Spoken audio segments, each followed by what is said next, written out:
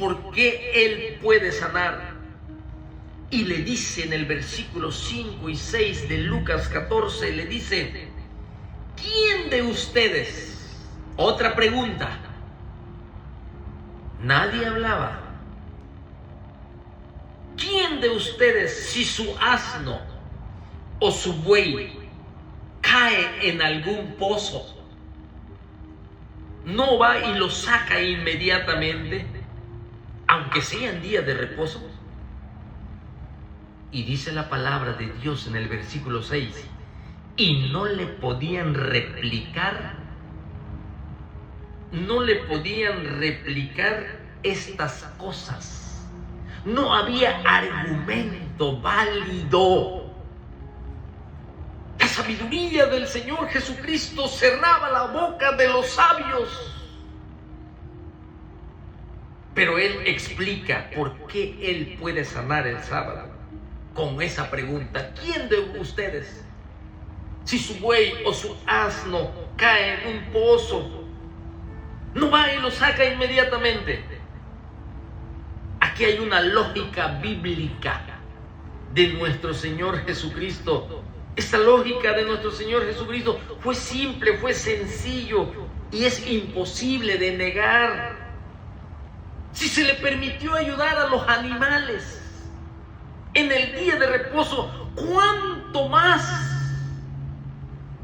estaba hacer un bien y sanar a las personas, a los hombres que fueron hechos a imagen y semejanza del Señor, al prójimo nuestro que tiene necesidad? Si nosotros nos ocupamos de nuestros animales, de nuestros asnos, ustedes lo hacen, ¿por qué acusan en hacer un bien a uno que necesita? Y Él les explica aquí. Él enseñó el amor al prójimo. Él resumió la ley moral en dos: amarás al Señor tu Dios con todo tu corazón, con toda tu mente, con toda tu alma y con todas tus fuerzas. Este es el primer mandamiento, le dijo a Israel, y el segundo es semejante: amarás a tu prójimo como a ti mismo, porque tu prójimo también es hecho a imagen y semejanza del Señor. Y Él es el claro ejemplo que, a pesar de que lo despreciaban y lo rechazaban y lo acechaban, nuestro Señor Jesucristo acude a ellos. Con los hipócritas, fariseos, mentirosos, envidiosos, allí estaba Él en medio de ellos y le transmite su palabra, les transmite su gracia, les transmite su bendición. Su presencia solo de nuestro Señor Jesucristo basta para el hombre pecador, allí en medio de ellos. Y Él les pregunta, les hace esa pregunta, y no le podían replicar nada. Hasta el momento nadie habla. Mucha gente sí, pero no había palabras más sabias que la de nuestro Señor Jesucristo. No había argumento que pueda derribar el conocimiento de Dios. Así que ellos no podían responder, porque Jesucristo está usando una analogía aquí, una analogía de sentido común, donde ellos ayudaban a sus animales en necesidad. ¿Cuánto más a la gente necesitada? ¿Cuánto más a la gente necesitada? El propósito de nuestro Señor Jesucristo no era el de avergonzar a estos hombres, sino era el propósito de Él de alcanzarlos para que sean salvos, para que reciban el perdón de sus pecados, para que entren al reino de Dios, para que salgan del reino de las tinieblas, para que ellos sean salvos de la condenación eterna, que sean salvos del poder del pecado, de la hipocresía, que sean salvos del poder del pecado, de la mentira que el hombre practica, de toda la ley, del poder de la maldad. Por eso Él los buscaba y asistía. Pero él no era como uno de ellos. Ahora el Señor va a enseñar. Todavía nadie habla. Él sigue hablando. El escenario está allí. Ahora él, vemos en el versículo 7 que habla del orgullo y habla de la humildad. Él está enseñando, sus discípulos están oyendo y están aprendiendo las enseñanzas del Maestro. Los incrédulos, los que aborrecen y acechan a Jesucristo, ahí también. Y seguramente, hermanos, todos ellos que estaban ahí escuchando la palabra de Dios y mirando las advertencias de Jesucristo y su amor, tuvo fruto más tarde. Porque en el libro de los Hechos dice que muchos gobernantes venían al Evangelio. O sea, esa semilla que estaba sembrando también en ellos, tanto en los inconversos, incrédulos, tanto en los propios discípulos, sembrando la semilla de la palabra de Dios para que germine, para que crezca, para que lleve fruto y sea de bendición a otros. Aquí, en el versículo 7 dice, observando cómo escogían los primeros asientos a la mesa de este gobernante fariseo que les invitó a escribas, intérpretes de la ley y toda la alta curia, la alta alcurnia, la alta sociedad, los inteligentes, los sabios, los ricos, los poderosos. Y dice, él observó que cómo les gustaba a ellos tomar el primer lugar y buscaban el mejor asiento de enfrente. Y cuando el Señor observaba esto, él comienza a proclamar una parábola. Una parábola. Esta parábola es conocido como los invitados a las bodas. Una parábola, hermanos, es una ilustración que toma nuestro Señor Jesucristo de la vida real. Él está observando que todos quieren el primer lugar, todos quieren los primeros asientos. Recuerda que eran fariseos, eran los intérpretes de la ley, eran los doctores de la ley, eran los que conocían la palabra de Dios, eran los ricos, los poderosos, los orgullosos, los hipócritas, los soberbios. Ellos eran los que estaban allí, pero el Señor estaba con amor allí, trayéndole la enseñanza. Ahora les va a enseñar una parábola. La parábola, hermanos, sí, es una enseñanza, sí, donde se usa una ilustración de la vida real, en donde va acompañando a un lado una verdad bíblica. Para dar ese ejemplo, va a enseñar una verdad espiritual y va a tomar una ilustración de la vida cotidiana. Este recurso de enseñanza, este recurso narrativo o género literario también sirve para ilustrar esa verdad espiritual y usa situaciones de la vida cotidiana. Hay muchas figuras literarias en la palabra de Dios, porque la Biblia es un libro de literatura y es rico en género literario. Tenemos, por ejemplo, las tipologías, tenemos las metáforas, tenemos los símiles, la parábola, las alegorías. Entonces es rico en este género literario, y Jesucristo nuestro Señor usa la parábola para que el hombre pueda entender lo que ahora va a enseñar, porque él observa que todos escogían los primeros asientos a la mesa en la casa del fariseo. Él se dio cuenta de cómo la gente se colocan ellos mismos, voluntariamente, estratégicamente, para estar en los mejores lugares.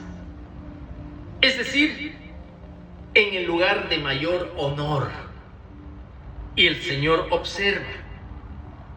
Y los discípulos están allí.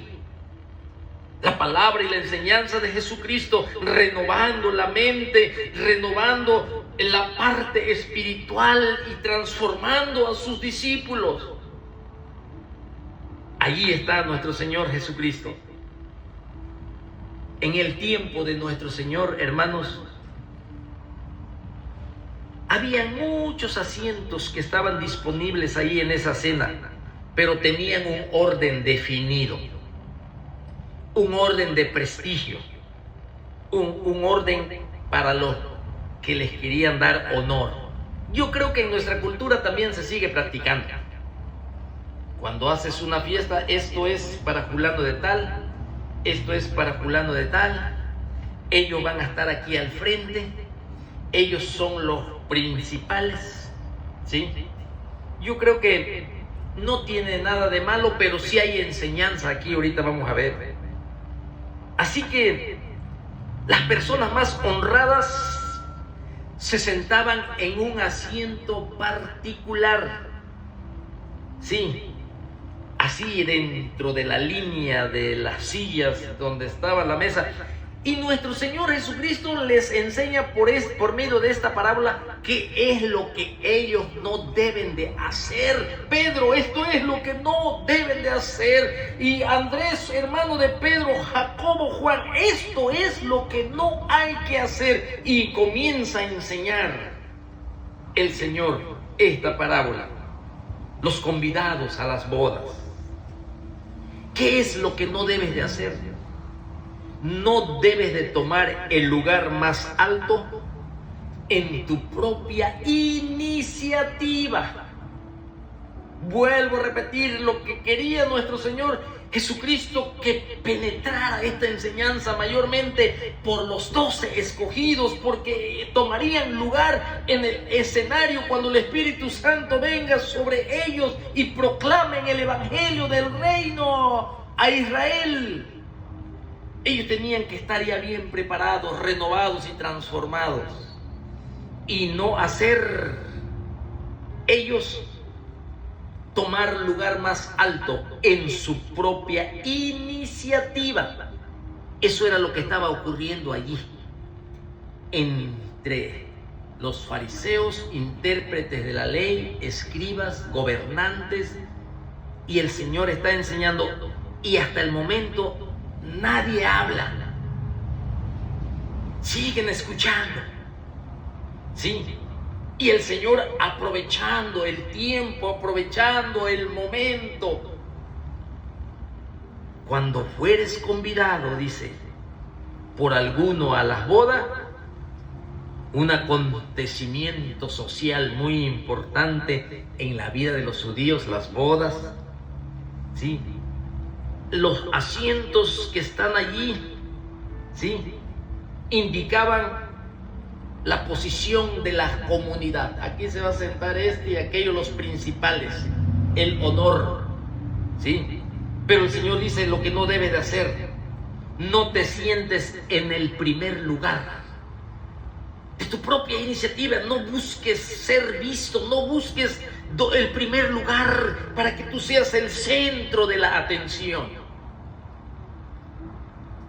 Si se toma el asiento más honrado por iniciativa propia, tú puedes ser removido de allí, dice el Señor.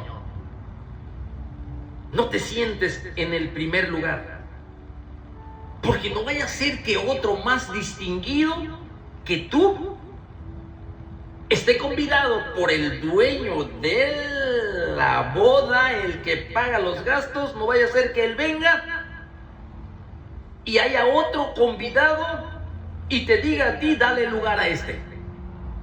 Te pueden remover. Y entonces vas a comenzar, ¿sí?, con vergüenza, y vas a ocupar el último lugar. Tengan cuidado con el orgullo. Tengan cuidado con que de su propia iniciativa ustedes quieran ser vistos como el primer lugar. Eso es lo que no deben de hacer los discípulos. No se sienten allí en los asientos del primer lugar. No se honren por ustedes mismos, porque pueden ser removidos. Así que podemos aquí ver qué es lo que el discípulo no debe de hacer. O sea, si tú quieres una buena posición donde tú puedes mostrar tu autoimportancia, tú mismo vas a mostrar que eres importante. Autoimportancia, sí. La buena opinión de uno mismo. Yo soy autoimportante. Esa es mi propia opinión. Yo tomo la decisión. Yo voy a escoger el primer lugar. De eso está hablando, mis hermanos. Sí. Porque puedes ser avergonzado. La vergüenza viene por la autoexaltación.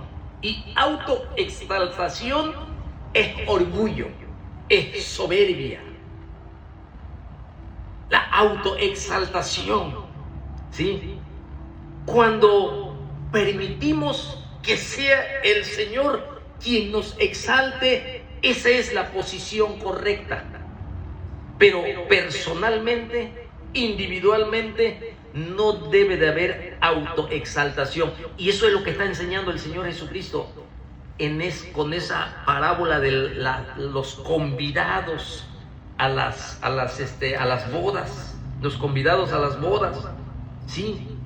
Así que nosotros podemos ver aquí que ese es un peligro. Es un peligro para un discípulo autoexaltarnos a nosotros mismos. Por eso la Biblia, la palabra de Dios, nos recuerda que no debemos de jugar con esta autopromoción. Sí, no podemos nosotros hacer debemos de hacer nuestro trabajo, sí, con el Señor, trabajar duro, orar duro y investigar y prepararnos para servir al Señor, pero dejar que Él sea quien nos levante, no nosotros. Así que la palabra de Dios, allí en el Salmo 75 dice, versículo 6, porque ni de oriente, ni de occidente, ni del desierto viene el enaltecimiento, mas Dios es el juez. A este humilla y a aquel enaltece. Es el Señor quien enaltece. ¿Sí? Ahí les dice qué es lo que no tienen que hacer. Por eso la palabra de Dios aquí, hermanos, podemos ver en Jeremías. Jeremías nos enseña la palabra del Señor. Dice, así dijo Jehová, no se alabe el sabio, no se alabe el sabio en su sabiduría. No te autoexaltes, ¿sí? Y luego dice, ni en su valentía, dice, se alabe ni en su valentía, ni el rico se alabe en su riqueza. Y sigue diciendo, mejor alábense en conocerme. Así dice el Señor. Así que aquí nos enseña no tomar el lugar más alto por nosotros mismos en nuestra propia iniciativa. Eso es lo que un discípulo no debe de hacer. Ese es el orgullo. O sea, el Señor nos dice cuál es nuestro problema espiritual muy constante. Ahí están los fariseos, los escribas, los doctores de la ley, los que se caracterizaban por ser muy hipócritas, se caracterizaban por ser muy mentirosos, muy envidiosos. Ahora el Señor les está enseñando qué es lo que no deben de hacer. Siempre les gusta tener el primer lugar. Siempre les gusta escoger las primeras sillas. Eso es lo que no deben de hacer, porque van a ser avergonzados. Dios es el que levanta, pero Dios también es el que humilla. Si no, pregúntenselo al rey Nabucodonosor. Dios lo exaltó y Dios lo levantó. Y ahí mismo Daniel le dice que el rey de reyes y señor de señores es el que lo ha puesto a Nabucodonosor para que sujete a las naciones y le ha entregado su imperio. Pero Nabucodonosor dijo: todo lo que han hecho mis manos a esta grandiosa Babilonia. ¿Y sabe qué pasó? Que el Señor mismo lo avergonzó, lo humilló, lo quitó de allí por 7 años y lo mandó a comer pasto y hierba con los bueyes, hasta que levantó la mirada y reconoció que hay uno solo que debe de estar en lo alto, hay uno solo que es soberano y está por encima del universo, hay uno solo. Por eso, ese era el problema que tenían, y nuestro Señor Jesucristo no los dejaba allí, sino que le daba la solución a ese mal que tenían los fariseos, y les enseña en el versículo 10 al 11 de Lucas capítulo 14, ahora qué es lo que hay que hacer, cuál es la solución. Y la solución es tomar un lugar más bajo y dejar que sea el Señor de toda gloria que te mueva hacia arriba. Ahí, versículo 10-11, dice la palabra de Dios: